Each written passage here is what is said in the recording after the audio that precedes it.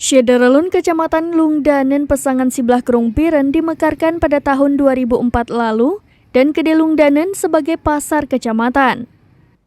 Kemudian sejak tahun 2005 masyarakat setempat menetapkan hari Senin atau dalam bahasa Aceh disebut Selanyan sebagai hari pekan di Pasar Gede Lungdanen. Pasar ini berlokasi 10 km arah Simpang 4 Gle Kapai Pesangan Biren. Pasar ini berlokasi 10 km arah Simpang 4 Gle Kapai Pesangan Biren. Para pedagang menjajakan dagangan mulai dari kebutuhan dapur sampai pakaian, seperti pada Senin 10 Juli 2023. Jalanan depan kantor camat Pesangan Siblahkerung dipenuhi para pedagang dengan beragam barang dagangan. Ada pedagang bumbu dapur, pedagang ikan hingga pakaian berjualan sejak pagi meramaikan Hari Pekan Lungdanen.